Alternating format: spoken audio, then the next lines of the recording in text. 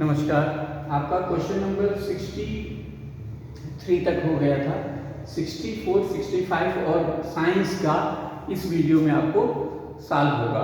ये आपका नवोदय विद्यालय क्लास 9 के एंट्रेंस एग्जाम के लिए सेशन चलाया जा रहा है और इसमें आपको अब तक जो है हिंदी, अंग्रेजी और मैथ के लगभग 33 क्वेश्चनों को सॉल्व कराया गया और हिंदी के 15 और अंग्रेजी के 15 क्वेश्चन सॉल्व कराए गए जो पिछली वीडियो में आपको प्रोवाइड कराया गया। अब जो है इसमें 2 क्वेश्चन आपका रह गया था। 2 क्वेश्चन, वीडियो बड़ी ना बने इसलिए 2 क्वेश्चन जो है इस वीडियो में और साइंस के सारे 35 क्वेश्चन इस वीडियो में आपको दिए जाएंगे। क्वेश्चन एक सहज है जिसकी जनसंख्या 10% बढ़ी और फिर 20% कम हुई, जनसंख्या की कुल कमी हुई। तो आप समझ लीजिए कि 10% पहले बढ़ा, ठीक है, तो आपका मान लीजिए 100 है संख्या 10% बढ़ गई तो 110 हो गया।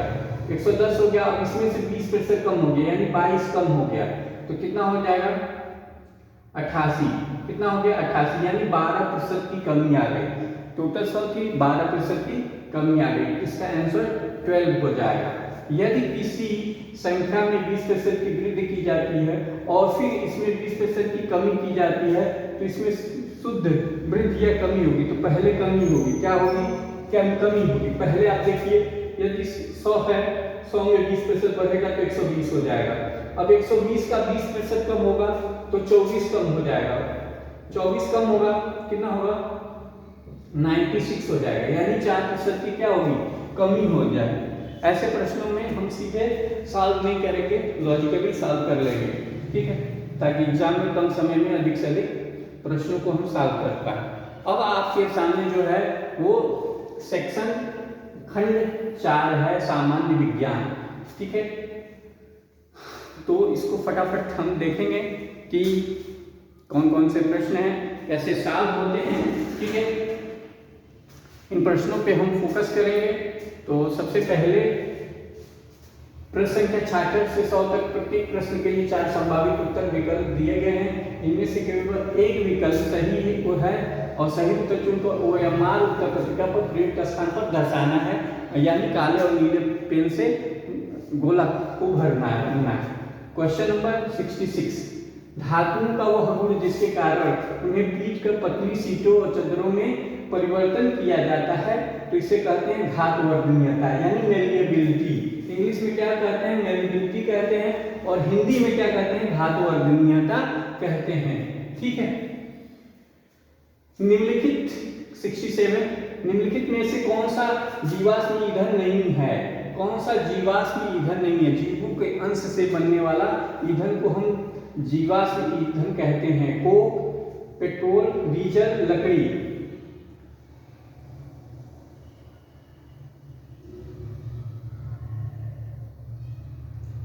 तो अभी तो ये लकड़ी है तो जीवों का जीवाश्म ही, लेकिन यहाँ पे पेट्रोल डीजल तो है ही, वो पेट्रोल डीजल पेट्रोलियम से ही मिलता है तो लकड़ी है, ठीक है। रेयान को से प्राप्त किया जाता है तो रेयान जो है कोयला जल एवं तेल से नहीं, एक्रिलिक से नहीं, जानवरों से नहीं, काष्ठ लुगदी से। यहाँ पे ऑप्शन नंबर बी हो जाएगा।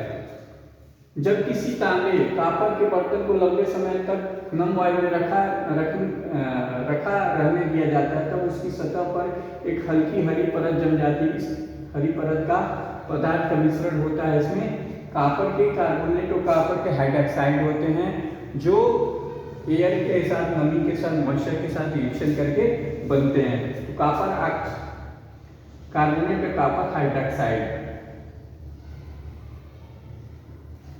भूपर पट्टी में सबसे अधिक प्राचुर्यता में पाया जाने वाला धातु है तो क्या है, कार्बन, हाइड्रोजन, नाइट्रोजन, ऑक्सीजन। इसमें आपका ऑक्सीजन सही है। सबसे ज्यादा क्या मिलता है, ऑक्सीजन मिलता है।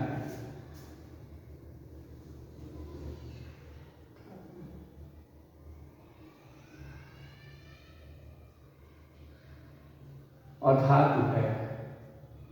वैसे अधातु सारे हैं। 71 मृत पौधे धीरे धीरे पर कोयले में परिवर्तित हो जाते हैं। ठीक है, मृत पौधे धीरे धीरे उच्च दाब और ताप के कारण कोयले में परिवर्तित हो जाते हैं। ऑप्शन नंबर सी सही है।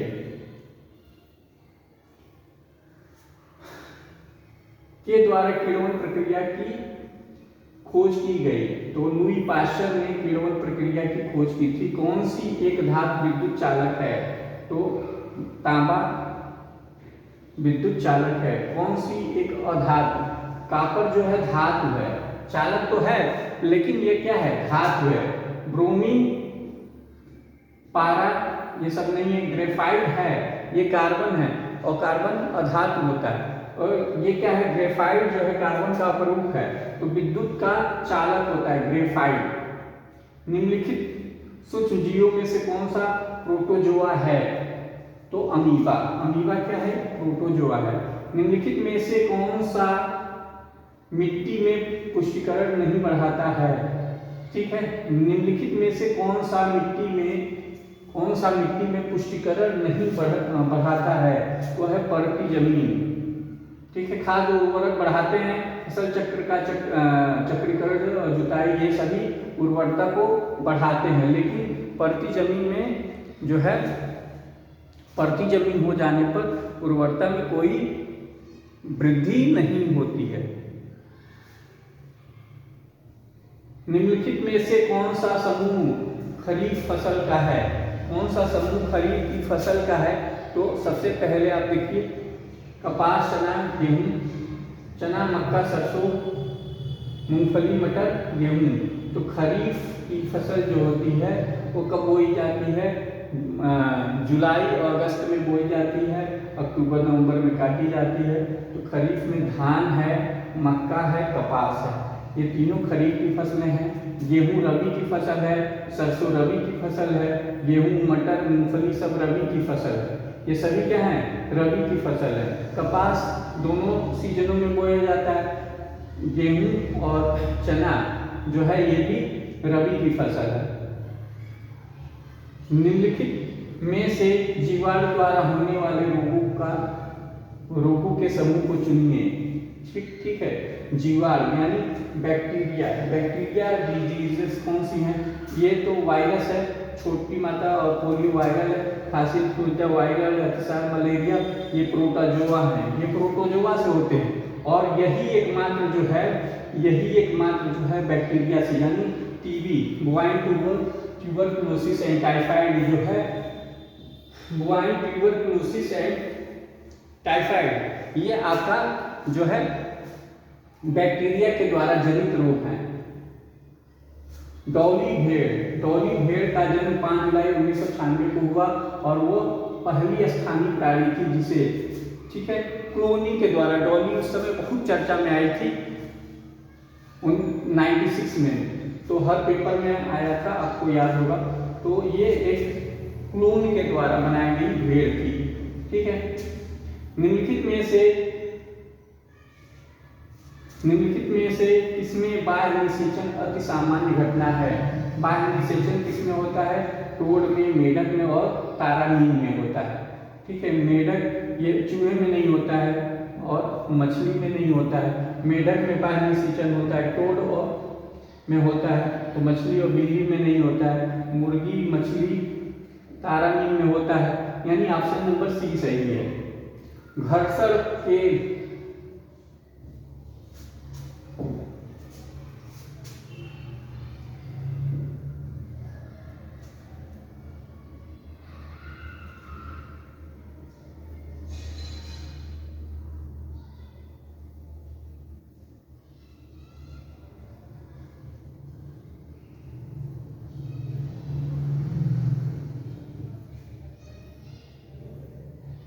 घर्षण को के द्वारा बढ़ाया जाता है। तो घर्षण को टायरों पर ऊपरी खुरदुरी तला लगाने से बढ़ता है। ठीक है, 81 निम्नलिखित में से कौन सा मिलान सही है? ठीक है, तो कौन सा मिलान सही है? एड्रेनलिन, वृद्धि हार्मोन नहीं है। इंसुलिन जो है शुगर को मेंटेन करता है, तो ये स्त्रियों से संबंधित हार्मोन नहीं है। एस्ट्रोजन और एस्ट्रोजन जो है स्त्रियों से है, ठीक है। पिट्यूटरी ये वृद्धि हार्मोन है, पिट्यूटरी जो ग्लैंड होती है। एस्ट्रोजन जो है तनाव मुक्ति का कारक है, नहीं, ठीक है, ये नहीं है। टेस्टोस्टेरोन पुरुषों से संबंधित जो है वो आपका हार्मोन है।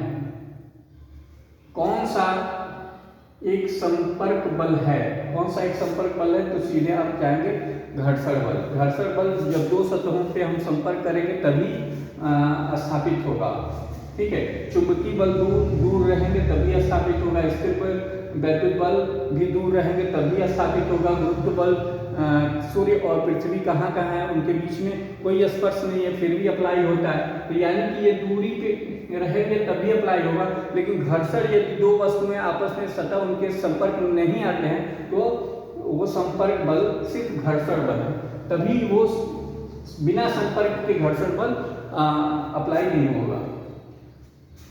83 कौन सा एक दाब की इकाई नहीं है, तो दाब जो होता है बल बट्टा क्षेत्रफल होता है, ठीक है, यानी फोर्स अपॉन एरिया। तो दाब का इकाई ये भी है, डाइन सेंटीमीटर स्क्वायर है, ये भी है।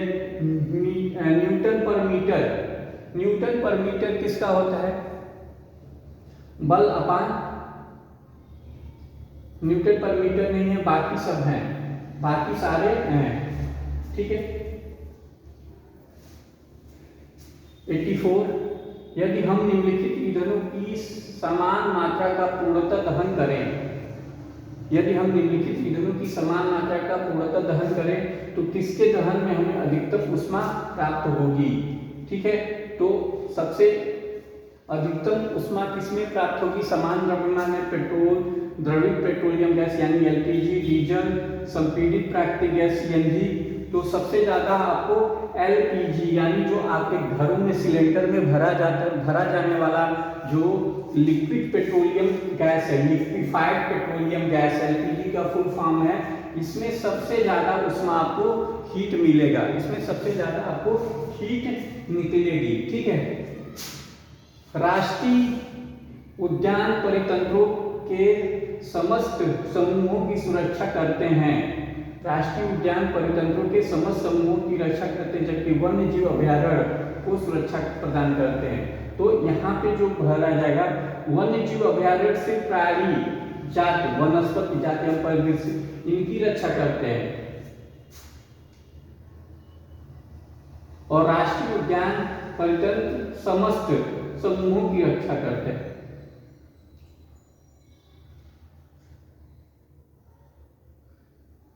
वन्य जीव अभयारण्य, वन्य जीव अभयारण्य वनस्पति प्राणी जाति, वन्य प्राणी जाति और वनस्पति जाति, ठीक है। ये ऑप्शन गलत है, ये ऑप्शन गलत है। इसमें वन्य प्राणी जात एवं वनस्पति जाति वन्य जीव अभयारण्य में होता है, और वनस्पति राष्ट्रीय उद्यान परितंत्रों में प्राणी जात, वनस्पति जात एवं परिदृश्य सबकी जो है रक्षा होती है। वन्य जीव, प्राणी जात और वनस्पति, इसमें ऑप्शन नंबर बी सही होगा, ठीक है। 86 पे जाएंगे, कोशिकाओं के किस अंगों को कोशिका का शक्ति भवन कहते हैं, कोशिकाओं के किस अंग को, इसमें आपका सूत्र कणिका हो जाएगा जिसे माइटोकॉन्ड्रिया कहते हैं, जिसमें माइटोकॉन्ड्रिया में ही कोशिकाओं का क्या होता है, आपका ऊर्जा, जो शक्ति का पावर हाउस कहते हैं, ये माइटोकॉन्ड्रिया होता है। तो सूत्र कणिका कह रहे हैं कि हिंदी थोड़ा सा कठिन है तो इंग्लिश देख लेंगे। 87 निम्नलिखित में से कौन सा ईंधन प्रदूषण रहित वाहनों के लिए है, तो कौन सा ईंधन है, पेट्रोल, डीजल, मिट्टी का तेल, ये तीनों प्रदूषण देते हैं। सीएनजी कम प्रदूषित करता है। 88 निम्नलिखित में से कौन सा एक पादप कोशिकाओं में तो पाया जाता है, परंतु जंतु कोशिकाओं में नहीं पाया जाता है। कौन सा एक पादप कोशिकाओं में पाया जाता है परंतु वो जंतु कोशिकाओं में नहीं पाया जाता। तो कोशिका भित्ति यानी सेल वॉल, ठीक है, ये सेल मेम्ब्रेन, साइटोप्लाज्म और न्यूक्लियस, ये तीनों जो है दोनों में पाए जाते हैं। कोशिका झिल्ली, कोशिका द्रव, केंद्रक, ये सभी तीनों पाए जाते हैं परंतु जंतु कोशिकाओं में कोशिका भित्ति नहीं पाई जाती। 89 निम्नलिखित में से किस शक्ति की परिमाण को रिएक्टर पैमाने पर व्यक्त किया जाता है? तो भूकंप। कितने रिएक्टर का भूकंप आया है? ये रिक्टर पैमाने पे हम जानकर, एक रिक्टर पैमाने में पॉइंट में भी यदि है तो उसका 10 गुना तेज होता है। ये बात आप जान लीजिएगा। तो अर्थक्वेक यानी भूकंप के लिए निम्नलिखित में से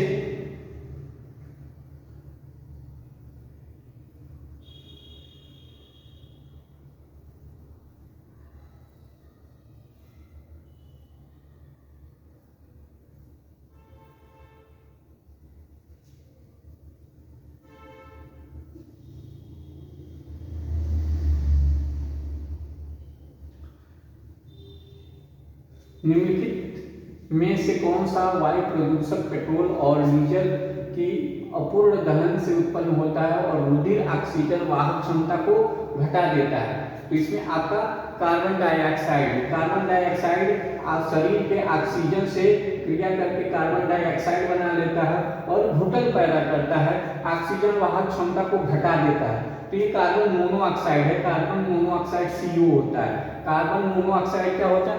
CO होता है। जो आप सांस लेते हैं उस ऑक्सीजन से क्रिया करके कार्बन डाइऑक्साइड बना लेता है, यानी शरीर में जो है ऑक्सीजन की कमी को पैदा कर देता है, जिससे व्यक्ति की क्या होती है? मौत हो जाती है दम घुटने से। हमारे सौर मंडल में कौन से 2 ग्रह पूर्व से पश्चिम की ओर घूर्णन करते हैं? तो ये आपको शुक्र और यूरेनस होते हैं। 92 निम्नलिखित गैसों में से कौन सी अम्ल वर्षा के लिए तो उत्तरदायी है? तो आपका सल्फर मोनोऑक्साइड और कार्बन सल्फर डाइऑक्साइड और नाइट्रोजन डाइऑक्साइड, ये दोनों गैसें जो है एसिड रेन के लिए जिम्मेदार होती हैं। ये दोनों गैसें एसिड रेन के लिए जिम्मेदार होती हैं। 93 सूर्य से दूरी के बढ़ते हुए क्रम में सौरमंडल के पहले 3 आंतरिक ग्रहों का सही क्रम है? तो पहला है मरकरी, उसके बाद है वीनस, फिर अर्थ है, फिर मार्स है, फिर जुपिटर है, फिर सैटर्न है, फिर यूरेनस है, फिर नेपच्यून है, फिर प्लूटो है। यानी मार्स, वीनस, मरकरी, वीनस, अर्थ, ये 3 ग्रह हैं। तो बुध, शुक्र, पृथ्वी, मरकरी, वीनस, अर्थ, उसके बाद मार्स है, फिर जुपिटर है, फिर सैटर्न है, फिर यूरेनस है, नेपच्यून है, फिर प्लूटो। इस तरह से आपका बुध, शुक्र, पृथ्वी हो जाएगा। तो ये आंतरिक ग्रह है, इन्हें हम आंतरिक ग्रह के नाम से जानते हैं। 94 क्वेश्चन नंबर 94 के द्वारा प्रतिबिंब बनते हैं परावर्तन के कारण, रिफ्लेक्शन के कारण हमें कोई चीज क्या होती है? दिखाई देती है और उसका इमेज प्रतिबिंब बनता है। 95 ध्वनि की निम्नलिखित विशेषताओं में से कौन सी कंपन के आयाम पर निर्भर करती है?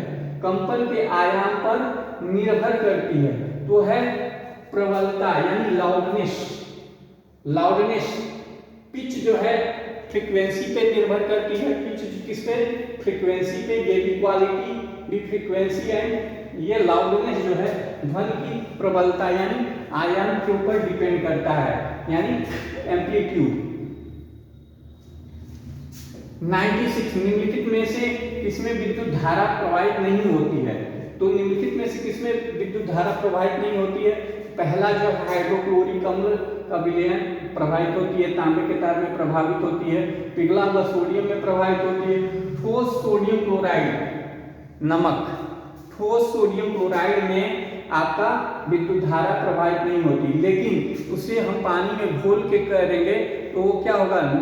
N+ और Cl- आयन में टूट जाएंगे और इसमें जो है प्रवाहित होने लगेगी, यानी करंट प्रोपागेट होगा, फ्लो होने लगेगा। 97 विद्युत धारा उत्पन्न कर सकती है केवल ऊष्मीय प्रभाव नहीं, ऊष्मीय प्रभाव, चुंबकीय प्रभाव और बहुत सारे रासायनिक प्रभाव, चुंबकीय प्रभाव, ये तीनों ऊष्मीय, रासायनिक और चुंबकीय तीनों प्रभाव को ये विद्युत धारा उत्पन्न कर सकती है। 98, एक तारा पृथ्वी से 20 प्रकाश वर्ष की दूरी पर है, यानी प्रकाश एक साल में जितनी दूरी जाएगा, उस 20 सालों में जितनी दूरी जाएगा उतनी दूरी पे वो तारा है। उसके प्रकाश को तारे से पृथ्वी पर पहुंचने के लिए कितना समय लगेगा? तो 20 वर्ष लगेगा, क्योंकि 20 प्रकाश वर्ष है, तो वहां से पृथ्वी तक प्रकाश आने में जितना टाइम लगेगा वही उसकी दूरी है, तो 20 साल हो जाएगा। 99, यदि आपातित किरण और परावर्तित किरणों के बीच का कोण 120 अंश है तो आपतन कोण क्या होगा? तो 180 ऐसे जाएगा, ठीक है, तो इनके बीच में 120 अंश का कोण है, तो ये आपका इधर बच गया, ये दोनों मिलकर 60 हो जाएंगे, यानी 30 हो जाएगा, यानी 30, ठीक है, समझ में आ रहा है? ये रिफ्लेक्टिव और इंसिडेंट रेज और रिफ्लेक्टिव रेज, ये दोनों मिलकर 120 बना रहा है, ठीक है। तो बचा कितना? 60 बच गया, तो 30 इधर 60, ये दोनों आपस में इक्वल होते हैं, तो ये आपका आपातित किरण का एंगल हो गया, ठीक, आपातन कोण, इसे आपातन कोण कहते हैं। यदि यहाँ से लाइट ऐसे पड़ रही है, यहाँ से जा रही है और ऐसे रिफ्लेक्ट होके वापस से दिया, यहाँ इंसिडेंट हो रही है, तो ये नॉर्मल है आपका, ये और ये कोण मिलके 120 है, यानी कि ये 60 है, ये 60 है।